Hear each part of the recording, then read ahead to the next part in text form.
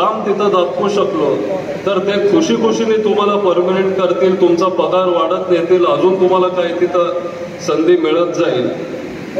पण हे होतं कधी, आपल्याला नोकरी मिळाल्यानंतर काही मुलं असे आहेत जे चांगले शिकलेत, त्यांना त्यांचं एज्युकेशनल क्वालिफिकेशन हे चांगलं असतं, काही ग्रॅज्युएट असतात, MBA असतात, तरी पण त्यांना नोकऱ्या मिळत नाहीत. कारण एक अशी तरुणांची काही ठराविक भूमिका असते की नाही, मला एवढाच पगार पाहिजे, मला 50,000च पगार पाहिजे तरच मग मी काम करेन. पण तुम्हाला सगळ्यांना मला एवढं आज सांगायचं आहे तरुणांना की पगार थोडा कमी जरी असला ना तरी संधी आपण सोडली नाही पाहिजे. जेव्हा आपण काम करायला सुरू करतो, असं नाहीये की सुरुवातीलाच आपल्याला आपले सगळे इच्छेचे पगार मिळत जातील किंवा पद मिळत जातील, पण कुठून तरी आपण सुरुवात केली पाहिजे. आपण आपलं काम त्या कंपनीला दाखवलं पाहिजे आणि जेव्हा आपण ते करू आपोआप त्या कंपनीमध्ये आपण पुढे जातो आणि आपल्याला प्रमोशन मिळत जातं. आपला फायदा त्या पुढच्या कंपनीला कसा होईल ह्याचा विचार जर आपण जास्त केला, कंपनी मला काय देते त्याच्यापेक्षा, तर मग आपण पण आपोआप त्या क्षेत्रात पुढे जात असतो. जपान या देशामध्ये काइझेन म्हणून एक कॉन्सेप्ट आहे, काइझेन, आणि जॅपनीज लोक हे खूप वापरतात.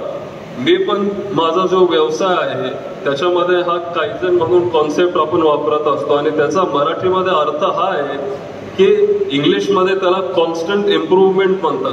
म्हणजे सारखं आपण सुधारत राहिलं पाहिजे. मग ते आपल्या कंपनीमध्ये असेल, आपल्या कामामध्ये असेल, आपल्या आयुष्यात असेल, कुठल्याही गोष्टीमध्ये जर आपण सारखं शिकत राहिलो, ही गोष्ट आम्ही पवार साहेबांकडून पण शिकलो.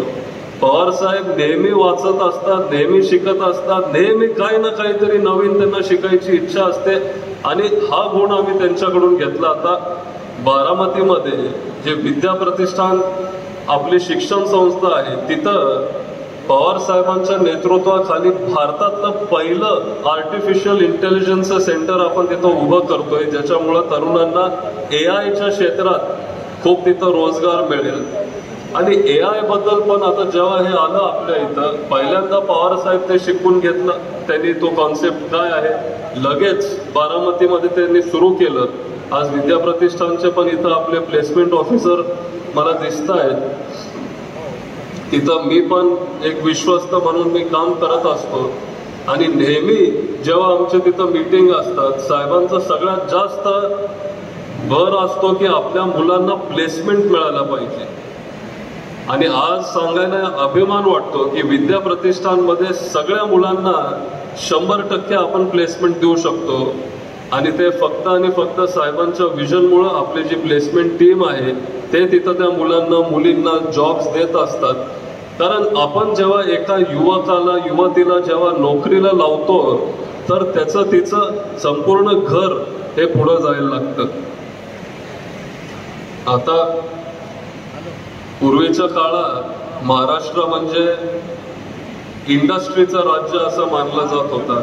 जेव्हा आपले पहिले राज्याचे मुख्यमंत्री होते यशवंतराव चव्हाण साहेब, त्यांनी इंडस्ट्रीवर खूप फोकस केला आणि त्याच्यामुळं पुण्यात बजाज सारखी कंपनी आली.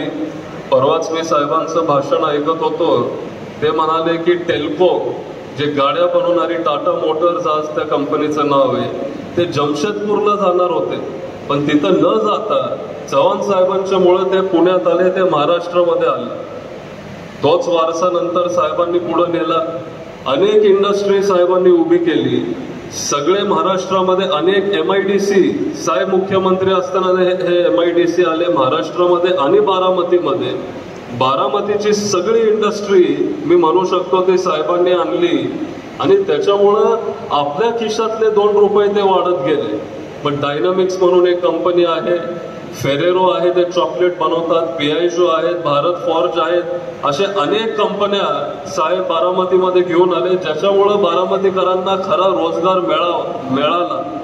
आणि इथून पुढे साहेब सतत प्रयत्न करत असतात, इंडस्ट्रीशी बोलत असतात आणि आपल्या ह्या बारामती दौंड, ह्या बारामती लोकसभा आणि महाराष्ट्रामध्ये कशी इंडस्ट्री आणता येईल सतत ते त्याच्यावर काम करत असतात.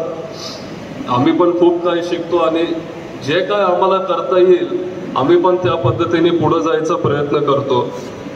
आता साहेब असतील, चव्हाण साहेब असतील, असे अनेक लोकांनी महाराष्ट्रामध्ये इंडस्ट्री आणली ज्याच्यामुळं आज आपण पुरोगामी महाराष्ट्र म्हणतो. आपल्या मुलींना हाताला काम मिळालं. पण अलीकडचे लोक आपल्या पलीकडच्या राज्यामध्ये जास्त इंडस्ट्री जात आहेत.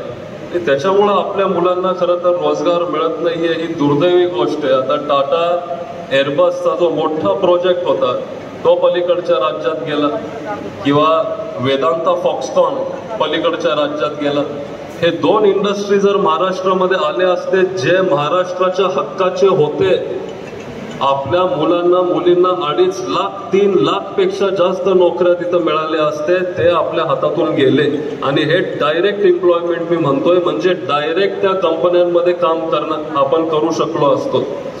जेव्हा अशी मोठी इंडस्ट्री महाराष्ट्रामध्ये येते किंवा जिथं कुठं येते, अलाइड इंडस्ट्रीज जे आपण म्हणतो, म्हणजे छोटे काही व्यवसाय ते पण तिथं उभे होतात. त्यांना पण काहीतरी उद्योग मिळतो. तिथं पण 10, 12, 50 मुली तिथं कामाला लागतात आणि तो सगळा परिसर डेव्हलप व्हायला लागतो. हे फक्त आणि फक्त साहेबांनी केलं, त्याच्या आधी चव्हाण साहेबांनी केलं.